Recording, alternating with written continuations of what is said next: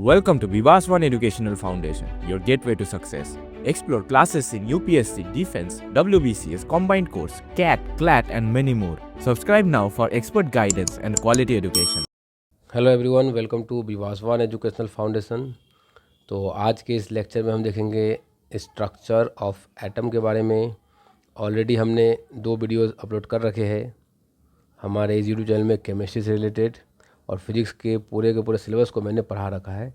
तो अगर अभी तक आपने हमारे चैनल को सब्सक्राइब नहीं किया तो अभी सब्सक्राइब कीजिए विवासवान एजुकेशनल फाउंडेशन को, और प्लेलिस्ट को फॉलो करके सभी वीडियोस को ज़रूर चेक कीजिए, क्योंकि उन वीडियोस में मैंने थ्योरी और साथ ही साथ प्रीवियस ईयर में पूछे गए क्वेश्चंस को भी कवर करा है, जिससे कि आपको बहुत ही ज़्यादा मदद मिलेगी। चलिए आज हम देखेंगे स्ट्रक्चर ऑफ एटम को देखेंगे, बहुत डिटेल में समझाऊंगा मैं आपको, और जो भी क्वेश्चंस प्रीवियस ईयर में यहाँ से पूछे गए थे उनको भी मैंने यहाँ पर इंक्लूड करा है। देखिए, मान लीजिए कोई एक मैटर है, कोई भी एक मैटर, मान लीजिए कार्बन का पीस है आपके पास। अब ये जो कार्बन के पीस है ये छोटे छोटे कार्बन एटम से बने होंगे। अब उस एक छोटे से कार्बन एटम को मैं अगर बाहर निकाल के बनाना चाहूँ तो वो कुछ ऐसा दिखेगा। सेंटर में होगा एक डेंस पार्ट जिसे कहेंगे हम न्यूक्लियस, और इसके चारों तरफ होंगे ऑर्बिट्स। और इसके ये जो एटम है ये कुछ सब एटॉमिक पार्टिकल से मिल के बनते हैं।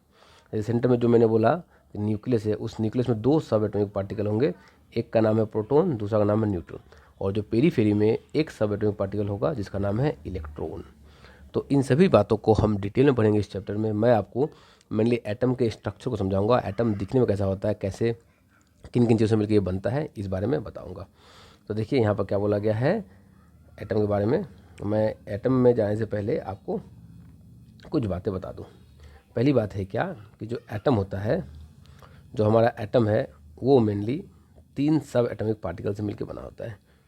दुनिया का कोई भी मैटर एटम से मिलकर बना होता है, और जो एटम है वो मेनली 3 सब एटॉमिक पार्टिकल से मिलके बने होते हैं। सब एटॉमिक पार्टिकल का मतलब क्या कि ऐसे पार्टिकल जो एटम से भी छोटे होंगे और उनसे मिलकर के ही एटम बनेगा। वो 3 सब एटॉमिक पार्टिकल कौन से हैं?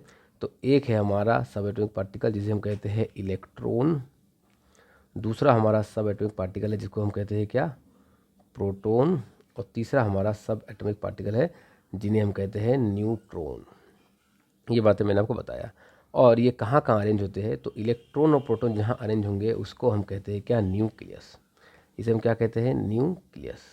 और जहाँ पर इलेक्ट्रॉन रिवॉल्व करेगा, ये तो सब एटॉमिक पार्टिकल इलेक्ट्रॉन हो गया, ये प्रोटॉन हो गया, ये न्यूट्रॉन हो गया, और जहाँ पर इलेक्ट्रॉन रिवॉल्व करेगा इसको हम कहेंगे ऑर्बिट। इसे हम क्या कहेंगे, ऑर्बिट। अब जो ये सब एटॉमिक पार्टिकल है इनकी कुछ प्रॉपर्टीज़ होती है। मैं चीज़ों को आपको समझाता हूँ अच्छे से, बिल्कुल ब्लैंक पेज में जाकर मैं आपको समझाता हूँ चीज़ों को, तब आपको ज़्यादा आसानी होगी चीज़ों को समझने में। देखिए, जो मैंने बोला कि 3 सब एटॉमिक पार्टिकल है, एक है हमारा प्रोटॉन, न्यूट्रॉन और इलेक्ट्रॉन। इनके कुछ चार्ज होते हैं और इनके कुछ मास होते हैं। अगर आपसे पूछा जाए, ऐसे वैसे इनकी डिस्कवरी किसने करी थी ये भी आपसे पूछा जाएगा, मगर जो बातें ज़्यादा इंपॉर्टेंट है, ज़्यादा एग्जाम में पूछे जाते हैं, मैं पहले उन पर बात कर लेता हूँ। जो प्रोटॉन का चार्ज होता है वो होता है प्लस, पॉजिटिव चार्ज होता है 1.6 इंटू 10⁻⁻19 कूलम। ये होता है प्रोटॉन का चार्ज, ठीक है। कूलम क्या है, चार्ज का यूनिट है। और सेम चार्ज होता है इलेक्ट्रॉन का, मगर ये नेगेटिव में होता है 1.6 इंटू 10⁻⁻19 कूलम। और न्यूट्रॉन में कोई चार्ज नहीं होता है, न्यूट्रॉन न्यूट्रल होता है, नो चार्ज, नो चार्ज, ठीक है। अच्छा, और मास कितनी होती है प्रोटॉन की? तो प्रोटॉन की मास होती है 1.6 इंटू 10⁻⁻27 kg, ठीक है। इसका कितना होता है? तो इसका भी लगभग सेम ही होता है 1.6 इंटू 10⁻⁻27 kg। और जो इलेक्ट्रॉन है उसका मास होता है 9.1 इंटू 10⁻⁻31 kg। ये होता है मास ऑफ, ये क्या होता है, मास ऑफ इलेक्ट्रॉन। अब मैंने आपको अभी भी कहा कि सेंटर में न्यूक्लियस होगा और साइड में ऑर्बिट्स होंगे, और उसमें क्या होंगे, इलेक्ट्रॉन्स भरे हुए होंगे। तो मैं मान के चलता हूँ कि ये जो हमारा है कार्बन एटम है, तो सेंटर में जो न्यूक्लियस है उसमें 6 प्रोटॉन होंगे और 6 ही न्यूट्रॉन होंगे, और ऑर्बिट में 6 इलेक्ट्रॉन्स होंगे। फर्स्ट वाले में 2 इलेक्ट्रॉन्स। अब किस में कितने होते हैं मैं आपको बाद में बताऊंगा, पहले आप यहाँ समझिए कि कार्बन का एटॉमिक नंबर 6 है, एटॉमिक मास 12 है। नीचे वाले को कहते हैं हम लोग एटॉमिक नंबर, नीचे वाले को क्या कहते हैं, एटॉमिक नंबर कहा जाता है। ऊपर वाले को बोला जाता है एटॉमिक मास, ऊपर वाले को एटॉमिक मास बोला जाता है। एटॉमिक नंबर को हम लोग Z से डिनोट करते हैं और एटॉमिक मास को हम लोग A से डिनोट करते हैं। तो एक बात याद रखिएगा कि नंबर ऑफ प्रोटॉन्स, जिस भी एटम में जितने नंबर ऑफ प्रोटॉन होंगे उतना ही उसका एटॉमिक नंबर होगा। यानी कि अगर मैं कहूँ कार्बन के केस में अगर 6 एटॉमिक नंबर है तो उसमें नंबर ऑफ प्रोटॉन भी 6 ही होंगे। नाइट्रोजन के केस में अगर 7 नंबर एटॉमिक नंबर है तो नंबर ऑफ प्रोटॉन भी 7 ही होंगे, और ऑक्सीजन के केस में अगर 8 है तो नंबर ऑफ प्रोटॉन भी 8 ही होगा। और जो एटॉमिक मास होता है जिसे हम कहते हैं ए, एटॉमिक मास कहिए आप या इसको मास नंबर कहिए, एक ही बात है, डिनोट करेंगे ए से। ये बनता है प्रोटॉन और न्यूट्रॉन के मास के सम से, मतलब आप कितने नंबर ऑफ प्रोटॉन है उसका मास, कितने नंबर ऑफ न्यूट्रॉन है उसके मास को जोड़ दो मल्टीप्लाई करके, तो हमें एटॉमिक मास मिल जाएगा। जैसे कि आप यहाँ पर देख पा रहे हो कि कार्बन की एटॉमिक मास होती है 12 और नाइट्रोजन 14 और ऑक्सीजन 16। इसका मतलब कि जो नाइट्रोजन के लिए या फिर कार्बन के लिए, यहाँ पर मैं कार्बन के लिए जो ए होगा वो क्या होगा, 6 प्रोटॉन होगा और 6 ही न्यूट्रॉन होगा, तब जा करके 12 हो रहा है। तो यहाँ पर भी कितने प्रोटॉन होंगे, प्रोटॉन 7 है ही, तो न्यूट्रॉन में कितने होंगे 7, तभी तो ये एटॉमिक मास 14 हो रहा है। और यहाँ पर भी जो न्यूट्रॉन होंगे वो कितने होंगे, 8 होंगे, तभी एटॉमिक मास 16 हो रहा है। ये हमेशा ज़रूरी नहीं है कि इक्वली होगा, कभी कभी ये ऊपर नीचे भी हो सकता है। मतलब जैसे कि आप अगर मान लो क्लोरीन के लिए तो 17 होता है और ये 34 होना चाहिए तो 35 होता है। यानी कि क्लोरीन के केस में जो प्रोटॉन्स होंगे वो 17 होंगे और एटॉमिक मास जो है हमारा वो कितना है, वो हमारा 35 है। तो एटॉमिक मास किस चीज़ से मिलकर बनता है, तो एटॉमिक मास बनता है प्रोटॉन प्लस न्यूट्रॉन से। तो ये 35 और ये 17, तो न्यूट्रॉन ऑटोमेटिकली कितना हो गया, तो अगर आप न्यूट्रॉन को कैलकुलेट करो यहाँ से तो न्यूट्रॉन हमारा हो गया 35 माइनस 17 दैट इज़ 18। तो जो नंबर ऑफ़ न्यूट्रॉन है वो 18 होगा। तो मैंने आपको एग्जांपल से ये समझाना चाहा कि नंबर ऑफ़ प्रोटॉन और नंबर ऑफ़ न्यूट्रॉन इक्वल हो ये हमेशा ज़रूरी नहीं है। हाँ, नंबर ऑफ़ प्रोटॉन और नंबर ऑफ़ इलेक्ट्रॉन्स इक्वल होते हैं तभी एक एटम इलेक्ट्रिकली न्यूट्रल होता है, तभी एक एटम क्या होता है, इलेक्ट्रिकली न्यूट्रल। यानी कि अगर आप कार्बन के केस में देखो तो इलेक्ट्रॉन कितने होंगे, तो इलेक्ट्रॉन होंगे हमारे 6, यहाँ पर इलेक्ट्रॉन कितने होंगे 7, यहाँ पर इलेक्ट्रॉन कितने होंगे 8। तो इसी तरह से मैंने किस एटम में कितने इलेक्ट्रॉन होते हैं, कितने प्रोटॉन होते हैं, कितने न्यूट्रॉन होते हैं, एटॉमिक मास कैसे बनता है, एटॉमिक नंबर कैसे बनता है, क्या सिग्निफिकेंस होता है इनका, और कैसे करके हम लोग इसको कैलकुलेट करते हैं, मैंने इन सभी बातों को छोटे से वीडियो में छोटे टाइम में बताया। अब मैं आपको कॉन्सेप्ट में चैप्टर में आगे लेके जाऊँगा जहाँ पर कि इन सभी चीज़ों की बहुत ज़्यादा आपको ज़रूरत पड़ेगी, तो इन चीज़ों का आप ज़रूर याद रखिएगा। चलिए अब आप कॉन्सेप्ट में आगे बढ़ते हैं और चीज़ों को समझते हैं ध्यान से।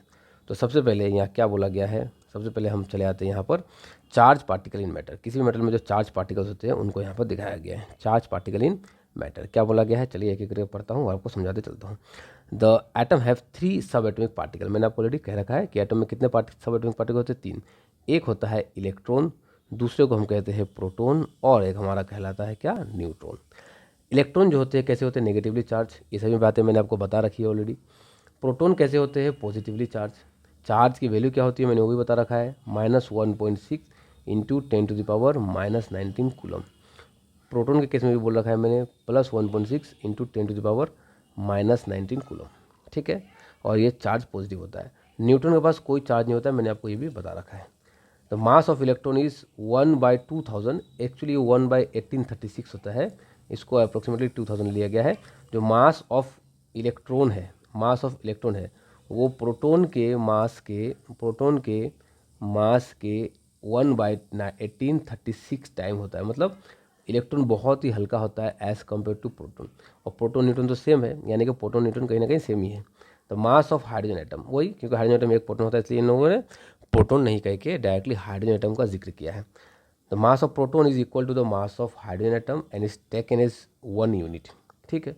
The mass of neutron is equal to the mass of hydrogen atom, यानी कि आप हाइड्रोजन एटम कहो या फिर प्रोटॉन कहो। क्योंकि देखिए हाइड्रोजन को क्यों ले रहे हैं ये लोग, क्योंकि हाइड्रोजन के न्यूक्लियस में एक ही प्रोटॉन होता है और कोई न्यूट्रॉन नहीं होता है, और एक इलेक्ट्रॉन होता है। तो इलेक्ट्रॉन का नेग्लिजिबल मास है, तो आप मान सकते हो कि जितना मास हाइड्रोजन का होता है उतना ही मास प्रोटॉन का भी होता है, और जितना मास प्रोटॉन का होता है उतना ही मास न्यूट्रॉन का भी होता है।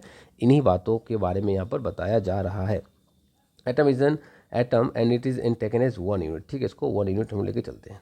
अब हम लोग बातें करेंगे डिस्कवरीज ऑफ सब एटॉमिक पार्टिकल्स के बारे में। सब एटॉमिक पार्टिकल्स जैसे कि इलेक्ट्रॉन, प्रोटॉन्स, न्यूट्रॉन हो गए, इनकी डिस्कवरी किसने करी थी और किस टाइम में करा था, ये भी हम लोग समझेंगे। देखिए, डिस्कवरी होगा सब एटॉमिक पार्टिकल की बात करें तो कहानी है 1900 की।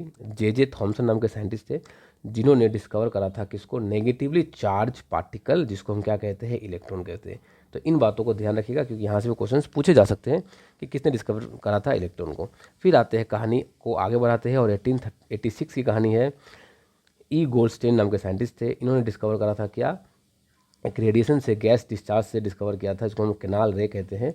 इन्होंने डिस्कवर करा था पॉजिटिव चार्ज पार्टिकल को। पॉजिटिव चार्ज पार्टिकल से आप समझ पा रहे हो कि इन्होंने डिस्कवर करा था प्रोटॉन्स को। और 1932 की कहानी है, सबसे लास्ट में डिस्कवर हुआ था, सेडविक के द्वारा किया गया था। किस चीज़ की डिस्कवरी करी थी इन्होंने डिस्कवरी करा था न्यूट्रॉन्स को। तो जे थॉमसन ने करा इलेक्ट्रॉन को, गोल्डस्टीन ने किया प्रोटॉन को और सेडविक ने किया न्यूट्रॉन को। इन बातों का भी आप जरूर ध्यान में रखिएगा। चलिए आगे बढ़ा जाए। अब एटम कैसे दिखते हैं, इनके लिए अलग अलग मॉडल्स दिए गए अलग अलग साइंटिस्ट के द्वारा। तो सबसे पहले एक साइंटिस्ट आए और उन्होंने बताया, उन्होंने कहा कि मैं बताऊंगा कि एटम्स दिखने में कैसे होते हैं। तो लोगों ने बोला चलिए बताइए। तो उनका नाम था थॉमसन और उन्होंने जो मॉडल दिया उस मॉडल का नाम था Thompson model of an atom. Structure of atom के अंदर हम लोग ये पढ़ेंगे। अच्छा, थॉमसन ने क्या कहा, चलिए इसे डिटेल में देखा जाए। According to Thomson, an atom is similar to the Christmas pudding. Christmas की जो पुडिंग होती है एटम को उसके जैसा सिमिलर बताया गया थॉमसन के द्वारा। The pudding had positive charge and electron having negatively charge were like plums on pudding. तो क्या बोला गया है, जैसे कि प्लम्स के ऊपर पुडिंग रखा हुआ होता है, उसी तरह से एक एटम के ऊपर नेगेटिवली चार्ज इलेक्ट्रॉन्स होते हैं बहुत सारे। An atom consist of positive charge sphere. Atom क्या होता है, एक्चुअली एक पॉजिटिव चार्ज स्फीयर है जिसके अंदर नेगेटिवली चार्ज इलेक्ट्रॉन्स एम्बेडेड होते हैं, धसे हुए होते हैं, जैसे कि केक के ऊपर कुछ फ्रूट्स जो धसे हुए थे उस तरह से। The negatively and positively charge are equal in magnitude. मैंने ही बताया था कि इलेक्ट्रॉन और प्रोटॉन इक्वल होंगे तभी जो एटम है वो as a whole electrically neutral होगा, वरना ये as a whole electrically neutral नहीं होगा। यानी कि जितने नंबर ऑफ पॉजिटिव चार्ज होंगे, अगर 10 पॉजिटिव चार्ज है तो 10 ही नेगेटिव चार्ज होगा, वरना ये एटम इलेक्ट्रिकली न्यूट्रल नहीं कहलाएगा। तो ये बातें करी थी किसने, थॉमसन साहब ने। अब कहानी में एक दूसरे साइंटिस्ट की एंट्री होती है, उनका नाम था रदरफोर्ड। रदरफोर्ड ने एक अल्फा पार्टिकल स्कैटरिंग एक्सपेरिमेंट करा था और उससे एटम को समझने की कोशिश करी थी और हमें भी समझाया था। तो उसे हम कहते हैं Rutherford alpha particle scattering experiment. यहाँ क्या किया गया था, ज़रा ध्यान से समझिए। Rutherford allow a beam of fast moving alpha particles having positive charge fall on the thin gold foil, he observe that. मतलब क्या करा उन्होंने एक पतला गोल्ड का फॉइल लिया, पतले गोल्ड को फॉइल को लेकर के उसके ऊपर अल्फ़ा रेज को इमिट करवाया, अल्फ़ा रे को इंसिडेंस करवाया और उन्होंने ऑब्जर्व किया। क्या ऑब्जर्व करा उन्होंने देखा कि मैक्सिमम जो अल्फ़ा पार्टिकल है वो स्ट्रेट पास हो गए, उनमें कोई भी डेविएशन देखने को नहीं मिला। ये आप मानिए अल्फ़ा पार्टिकल है, ये आए और ये चले गए, ये आए और ये चले गए, ये आए और ये चले गए, ये हल्का सा डेविएट हुआ, ये बहुत ही कम डेविएट हुआ। तो उन्होंने क्या देखा कि मैक्सिमम अल्फ़ा पार्टिकल्स जो है वो स्ट्रेट चले गए, उनमें कोई भी डेविएशन देखने को नहीं मिली। और कुछ कुछ अल्फ़ा पार्टिकल ऐसे थे जिनमें थोड़ी सी डेविएशन देखने को मिली और वो थोड़े से डिफ्लेक्ट हो गए। और बहुत ही कम, लगभग 2000 में से एक ही अल्फ़ा पार्टिकल्स ऐसे थे जो बिल्कुल रिबाउंड कर गए, 180 डिग्री पे घूम के चले आए। आप यहाँ पर इसे देख सकते हो जो मैं भी मार्क कर रहा हूँ। यानी कि फिर इन्होंने यहाँ से कुछ कंक्लूजन ड्राइव किया। वह कंक्लूजन क्या थे वो भी मैं यहाँ पर आपको बताता हूँ। देखिए, the conclusion from the Rutherford alpha particle scattering experiment, most of the space inside N atom is empty. अगर एटम के अंदर most of the space empty नहीं है तो जो अल्फ़ा पार्टिकल्स है वो फिर विदाउट डेविएटेड स्ट्रेट लाइन में पास नहीं करेंगे। चूँकि एम्प्टी है इसलिए वो सीधे चले जा रहे हैं अल्फ़ा पार्टिकल्स, ठीक है, पासिंग स्ट्रेट लाइन। नेक्स्ट बोला गया है atom had a small nucleus having positive charge because some alpha particle having positive charge were slightly deflected by some angle. और इसका इन्होंने क्या कहा कि एटम के पास एक छोटा न्यूक्लियस है जो पॉजिटिव चार्ज है, इसके वजह से कुछ कुछ अल्फा पार्टिकल स्लाइटली डेविएट हो गए, कुछ कुछ अल्फा पार्टिकल क्या हो गए, स्लाइटली डेविएट हो गए। और the size of the nucleus is very small, और जो न्यूक्लियस का साइज है वो बहुत ही छोटा है as compare to the size of the atom. इसके लिए क्या हुआ कि बहुत ही कम अल्फा पार्टिकल रिबाउंड कर गए। Most of the positive charge and mass of atom are in the nucleus, और जो मैक्सिमम पॉजिटिव चार्ज है और जो मैक्सिमम मास है प्रोटॉन और न्यूट्रॉन का वो इसी पोजीशन में रखा हुआ है, इसलिए बहुत ही कम अल्फा पार्टिकल रिबाउंड करके चले आते हैं। अगर ये मास और ये चार्ज पूरे एटम में बिखरा होता तो मैक्सिमम अल्फा पार्टिकल्स एटम से रिबाउंड कर जाते। चूँकि ये बहुत ही कम जगहों पर है इसलिए बहुत ही कम अल्फा पार्टिकल्स रिबाउंड करके चले आते हैं। और इन चीज़ों को देख के, इन चीज़ों को ऑब्जर्व करके उन्होंने क्या करा, उन्होंने अपना एक मॉडल दिया और उस मॉडल को हम कहते हैं Rutherford's model of an atom. इस मॉडल में उन्होंने क्या करा, कुछ बातें करी। क्या बातें करी? An atom has a positive charge nucleus at the centre. सही बात है, एटम के पास एक पॉजिटिव चार्ज न्यूक्लियस होता है और वो कहाँ होता है? सेंटर में होता है। मैंने आपको ऑलरेडी बता रखा है। And most of the mass of the atom is in the nucleus. बिल्कुल सही बात है, क्योंकि प्रोटॉन और न्यूट्रॉन मिलकर ही एटॉमिक मास को बनाता था और वो दोनों ही कहाँ है? सेंटर में है। तो मोस्ट ऑफ द मास भी कहाँ होंगे? सेंटर में ही होंगे। Electron revolve around the nucleus in different orbit. और इलेक्ट्रॉन्स ऑर्बिट में, डिफरेंट ऑर्बिट में रिवॉल्व करते हैं। ये बातें भी इन्होंने सही बताई। The size of the nucleus is very small as compare to size of the atom. बिल्कुल सही है, तभी तो बहुत ही कम अल्फा पार्टिकल घूम के आए, वरना मैक्सिमम सीधे ही नहीं जा करके घूम के चले आते। तो इन बातों को उन्होंने बताया, अपने एक मॉडल को बताया, जो कि काफ़ी हद तक सही भी साबित हो रहा था। अब आते हैं कि क्या दिक्कतें हुई रदरफोर्ड के मॉडल में। The defect of Rutherford's model of an atom. क्या चीज़ें हैं वो चले समझते हैं कि करके। Any particle in a circular orbit would undergo acceleration and during acceleration the charged particle would radiate energy। तो जब भी कोई पार्टिकल एक्सेलेरेशन में जाता है तो एक चार्ज पार्टिकल एक एनर्जी रेडिएट करता है। So the revolving electron would loss energy. तो जो रिवॉल्विंग इलेक्ट्रॉन होंगे वो भी एनर्जी को लॉस करेंगे और वो धीरे धीरे न्यूक्लियस की तरफ आगे बढ़ते जाएंगे। जैसे जैसे उनकी एनर्जी कम होती जाएगी वो धीरे धीरे न्यूक्लियस की ओर बढ़ते जाएंगे। And atom would unstable. और एटम धीरे धीरे क्या हो जाएगा? अनस्टेबल हो जाएगा। We know that atoms are stable. और हम क्या जानते हैं कि एटम क्या होता है? स्टेबल। तो इस चीज़ को रदरफोर्ड समझा नहीं पाए थे कि ऐसा क्यों होता है। तो वो जो एनर्जी इमिट करते हैं हाइड्रोजन स्पेक्ट्रम के बारे में, इस चीज़ को रदरफोर्ड समझा नहीं पाए थे, तो इस मॉडल को उतना खास एक्सेप्टेशन नहीं मिली थी। चलिए आगे बढ़ते हैं और चीज़ों को समझते हैं। यहाँ पर देखिए एक क्वेश्चन, अभी तक जो हमने पढ़ाई करा है उससे एक क्वेश्चन पूछ लिया गया। NDA 2017 का ये क्वेश्चन है, फेज़ 1 का। देखिए ज़रा क्या बोला जा रहा है। Rutherford's alpha particle scattering experiment was responsible for discovery of. तो उन्होंने किस चीज़ की डिस्कवरी करी थी? उन्होंने प्रोटॉन की डिस्कवरी करी थी, इलेक्ट्रॉन की, हीलियम की या न्यूक्लियस की। तो उन्होंने गोल्ड फॉइल को लिया था और उन्होंने मेनली ये बताया था कि प्रोटॉन न्यूट्रॉन के बारे में तो उन्होंने बताया नहीं था। उन्होंने क्या बताया था? तो उन्होंने गोल्ड को लेकर काम किया था। तो हीलियम तो वहाँ तो आएगा नहीं, तो उन्होंने डिस्कवरी करा था किसके किसके बारे में बातें करी थी? उन्होंने न्यूक्लियस के बारे में। तो इस क्वेश्चन का सही आंसर हो जाता है हमारा बहुत ही आसान सा, दैट इज़ न्यूक्लियस। चलिए आगे बढ़ता हूँ और आपको चीज़ों को क्लियर करवाता हूँ। फिर एक दूसरे साइंटिस्ट आते हैं, यहाँ पर इनकी एंट्री होती है और इन्होंने क्या करा, इस साइंटिस्ट का नाम था बोर। और बोर ने अपना एक मॉडल दिया, उसको कहते हैं Bohr's model of an atom. यहाँ पर चलिए कुछ बातों को डिटेल में समझा जाए। An atom has a positively charge nucleus at its centre and most of the mass of the atom is in the nucleus. बिल्कुल सही बात है, ये मैंने आपको ऑलरेडी बता रखा है कि ये पॉजिटिव चार्ज होगा, क्योंकि इलेक्ट्रॉन तो बाहर होता है नेगेटिव चार्ज, और सेंटर में कौन है? प्रोटॉन और न्यूट्रॉन। न्यूट्रॉन न्यूट्रल, तो बचा कौन? पॉजिटिव। तो न्यूक्लियस भी क्या हो जाएगा? पॉजिटिव। और मोस्ट ऑफ द जो मास है वो भी कहाँ होंगे? न्यूक्लियस में होंगे, सेंटर में होंगे। Electron revolve around the nucleus in A special orbit call discrete orbit. इन्होंने बताया कि जो इलेक्ट्रॉन्स होंगे वो अलग अलग ऑर्बिट में रिवॉल्व करेंगे और उसको नाम दिया discrete orbit. This orbit are called cell or energy level and are represented by the letters KLMN etcetera, या फिर और the number 1 2 3 4।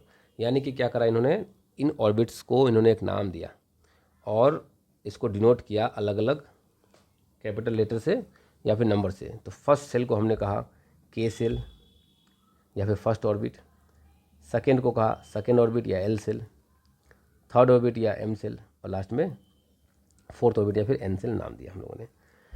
While revolving the discrete orbit the electron do not radiate energy. Revolve करते time energy radiate नहीं करते हैं electrons. ये बातें करी किसने? बोर ने। चलिए, तो ये बोर एटॉमिक मॉडल था जो कि आपको बहुत ही ज़रूरी है, आपके लिए इम्पोर्टेंट है। आप इन चीज़ों को ज़रूर याद रखिएगा, एग्ज़ाम में यहाँ से क्वेश्चंस पूछे जाते हैं। अभी एक क्वेश्चन लास्ट ईयर में पूछा गया था जो कि यहाँ पर मैं डिस्कस करता हूँ। देखिए क्या बोला गया है। पहले देखिए ये क्वेश्चन कौन सी ईयर का है, तो 2015 का ये क्वेश्चन है, फेज़ 2 में पूछा गया था। Which of the following statement is correct, इनमें से कौन सा स्टेटमेंट करेक्ट है।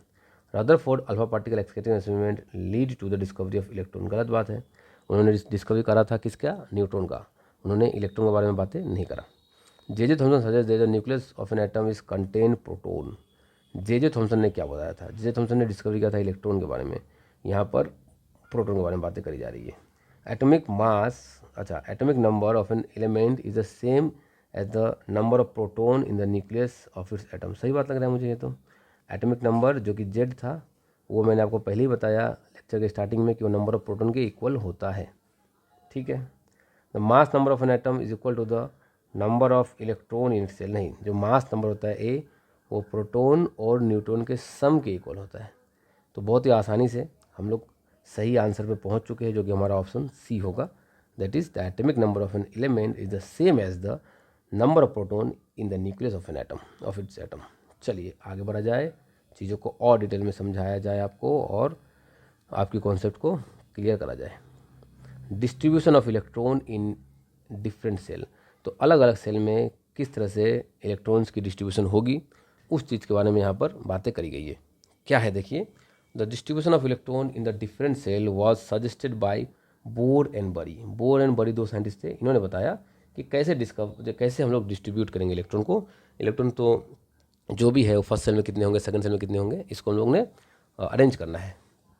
The following are the rules for the filling of electron in different shell, अलग अलग नियम है जिसके सहारे हम इलेक्ट्रॉन्स को डिफरेंट सेल में पुट करेंगे। The maximum number of electron in a shell is given by the formula 2n² where n is the number of shell, जिसकी वैल्यू हो सकती है 1, 2, 3 एक्सेट्रा। मतलब अगर आपको मैक्सिमम नंबर ऑफ इलेक्ट्रॉन को निकालना है, मैक्सिमम नंबर ऑफ इलेक्ट्रॉन को अगर आपको निकालना है, मैक्सिमम नंबर ऑफ इलेक्ट्रॉन को अगर आप निकालना चाहते हो तो आपको एक फॉर्मूला यूज़ करना होगा 2n² का, जहाँ पर n की वैल्यू बदलती जाएगी जैसे जैसे सेल की वैल्यू बदलेगी। जैसे कि फॉर फर्स्ट सेल, जैसे कि मैं यहाँ पर आपसे कहूँ बातें, तो फर्स्ट सेल के लिए n की वैल्यू होगी 1, तो आप क्या करोगे, मैक्सिमम इलेक्ट्रॉन कैसे निकालोगे, नंबर ऑफ इलेक्ट्रॉन 2n², तो 2 तो 2 रहेगा, n का वैल्यू 1 का स्क्वायर 1 ही रहेगा और ये 2, मतलब फर्स्ट सेल में 2 इलेक्ट्रॉन्स होंगे। तो इसी तरह से बाकी कैलकुलेशन को भी करा गया है। फर्स्ट सेल और के सेल जिसकी n की वैल्यू 1 होती है, तो 2n² पर अगर आप पुट करोगे तो आंसर आपका 2n² पुट करो, मैथमेटिकली 1 का स्क्वायर 1 होगा, तो आंसर आ गया 2। सेकेंड सेल जिसका नाम एल सेल है, जिसकी n की वैल्यू 2 होती है, अगर आप यहाँ पर n की जगह पर 2 पुट करो, जो कि यहाँ पुट करा गया है, तो 2 का स्क्वायर 4 और 4 2 जा 8 होगा, तो टोटल 8 इलेक्ट्रॉन्स होंगे। सेम एज आप थर्ड सेल के लिए n का वैल्यू 3 पुट करो तो आपको 18 इलेक्ट्रॉन निकल के आएगा। फोर्थ सेल के लिए n की वैल्यू 4 पुट करो तो आपको 32 इलेक्ट्रॉन निकल के आएगा। यानी कि फर्स्ट सेल में जो नंबर ऑफ इलेक्ट्रॉन की संख्या होगी वो होगी 2, सेकेंड में 8, थर्ड में 18, फोर्थ में 32 एंड सो ऑन, ठीक है। The maximum number of electron that can be fill in the outermost shell is 8। यहाँ पर एक बात को याद रखिएगा, भले ही आपको थर्ड सेल में 18 मिल गया मगर आपको फिर भी 8 ही इलेक्ट्रॉन फिल करना है, पहले आपको 8 ही इलेक्ट्रॉन फिल करना है। एक्चुअली ये जो 1s2 2s2 एक तरीका होता है अब बाउ प्रिंसिपल का, हम लोग इससे करते हैं, लेकिन यहाँ पर आपके सिलेबस में उतने डिटेल में नहीं दिया गया है, तो हम लोग 2, 8, 8, 18, 18, 32 आप लोग इससे भी फिल कर सकते हो, कोई दिक्कतें नहीं होंगी आपको, ठीक है। Electron can not be fill in the shell unless the inner shell are fill. आप ऐसा नहीं कर सकते हो कि आपके पास 4 इलेक्ट्रॉन है तो आप पहले में रख दिया आपने 1 इलेक्ट्रॉन को और दूसरे में रख दिया 3 इलेक्ट्रॉन को, आप ऐसा कतई नहीं कर सकते। यहाँ पर ये बातें भी बोली गई है। तो ये मैंने आपको समझाया क्या, इलेक्ट्रॉन की फिलिंग के तरीके को आपको समझाया।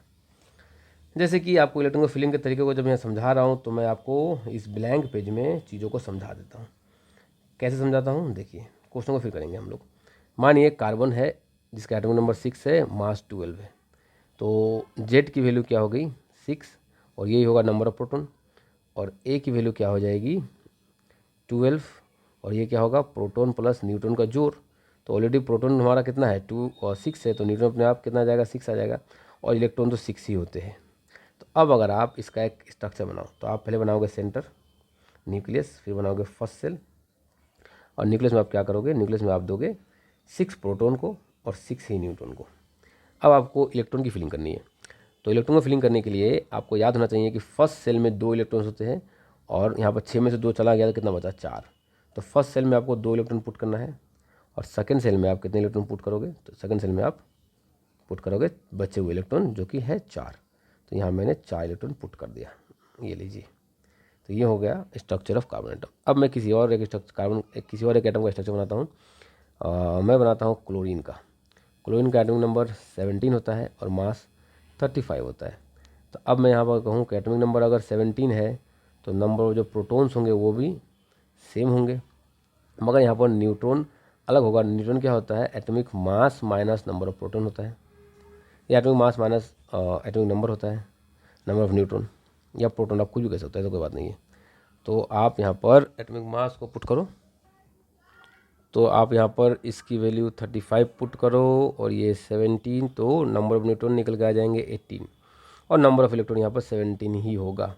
तो अब अगर मैं इसका एक एटॉमिक स्ट्रक्चर ड्रॉ करूँ तो पहले मैं न्यूक्लियस बनाऊँगा, फिर मैं यहाँ पर 2 और 3 सेल बना देता हूँ।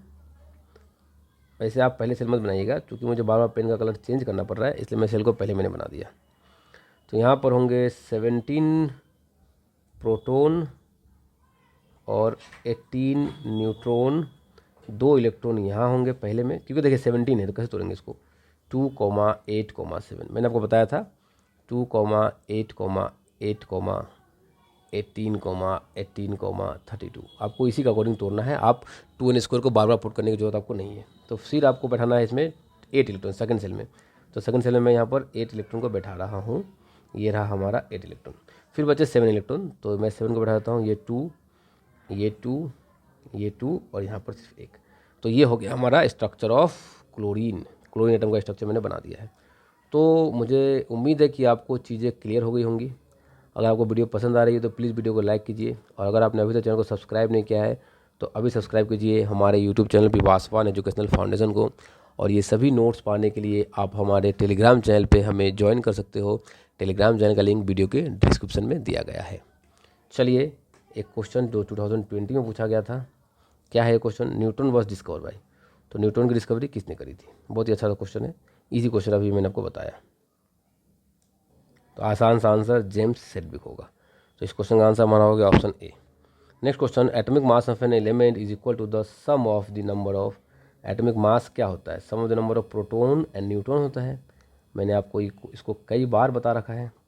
तो इलेक्ट्रॉन तो होगा नहीं, इलेक्ट्रॉन को काटते चलो, तो देखिए इलेक्ट्रॉन काटा आंसर मिल गया, कुछ सोचना ही नहीं है। बताओ कितना आसान क्वेश्चन है ये। विच of the following element is a isotope. ये क्वेश्चन 2020 में पूछा गया था, ये भी 20 में है। Isotope use to in the treatment of cancer. तो कैंसर के ट्रीटमेंट के लिए किस एलिमेंट के आइसोटोप को यूज़ किया था। ये थोड़ा सा याद रखने वाला क्वेश्चन है। ये नॉर्मली अचानक से आ जाते हैं ऐसे क्वेश्चन, आपको याद रखने होंगे। तो कैंसर को ट्रीट करने के लिए याद रखिएगा कोबाल्ट 60 को यूज़ किया जाता है। चलिए आगे बढ़ा जाए। क्वेश्चन 2021 में पूछा गया था, एनडीए एग्जाम में ही पूछा गया था। क्या बोला जा रहा है देखिए जरा। Which of the following pair of physical phenomenon and the discovery is are correctly match. ठीक है, जेम्स सेडविक ने फोटो इलेक्ट्रिक इफेक्ट को बताया था, ऐसा तो नहीं हुआ था। अल्बर्ट आइंस्टाइन ने न्यूटन को बताया था, ये भी तो नहीं हुआ था। मेरियर क्यूरी ने रेडियम को बताया था, सही बात है। तो ओनली आंसर 3 ऑप्शन डी होगा हमारा सही आंसर। इन लोगों ने इंटरचेंज कर दिया इसको, यहाँ आप इसको कर दो, यहाँ इसको कर दो, तो कहीं ना कहीं बातें सही हो जाएंगी, है ना। चलिए, ये क्वेश्चन है number of maximum electron in an shell. तो KLMN था, तो n की वैल्यू कितनी हो गई 4। तो नंबर ऑफ इलेक्ट्रॉन कितना होगा 2n²। तो 2 को आप 2 बैठाओ, इसको 4 का स्क्वायर 16 बैठाओ, 16 दूना 32, 32 आंसर हमारा ऑप्शन डी। 2020 में पूछा गया था, आसान क्वेश्चन। तो देखिए ऐसे ऐसे आसान क्वेश्चन पूछे जाते हैं। आपको दिक्कतें ना हो इसलिए मैं क्वेश्चंस को लेके आया हूँ, क्योंकि अगर आपको क्वेश्चन में क्लियरिटी होगी तो आप आगे जा करके आपको कॉन्फिडेंस आएगा और आप किसी भी टाइप के क्वेश्चंस को कर पाओगे। आगे कंटेंट बहुत ज़्यादा है, मैंने सभी चीज़ को यहाँ पर इंक्लूड करा है। मैं अब आपको नेक्स्ट वीडियो में बताऊँगा, यहाँ से हम पढ़ाई करेंगे जहाँ पर कि मैं बातें करूँगा कॉम्पोजिशन ऑफ एटम के बारे में, और अलग अलग सेल में कितने इलेक्ट्रॉन्स होते हैं, क्या होती है उसकी वैलेंसी क्या होती है, कैसे आप KLMN में डिस्ट्रीब्यूशन करते हो। वैलेंसी काफ़ी काम में आता है, इनऑर्गेनिक केमिस्ट्री आप जब पढ़ोगे वहाँ पर भी काफ़ी काम में आएगा वैलेंसी। तो इन चीज़ों को मैं आपको नेक्स्ट लेक्चर में पढ़ाऊँगा। अभी तक हम लोग इसको यहीं रहने देते हैं। अगर आपको वीडियो पसंद आई हो तो वीडियो को लाइक कीजिए और चैनल को सब्सक्राइब करना मत भूलिए, क्योंकि इस चैनल पे कोई 1-2 लेक्चर नहीं, पूरे के पूरे सिलेबस को हम लोग अपलोड करने जा रहे हैं बिल्कुल फ्री ऑफ कॉस्ट में। तो आप अपनी प्रिपरेशन को अच्छी बनाए रखने के लिए हमारे चैनल से जुड़ जाइए। मिलते हैं आप सभी के साथ नेक्स्ट वीडियो में। आप सभी का बहुत बहुत धन्यवाद।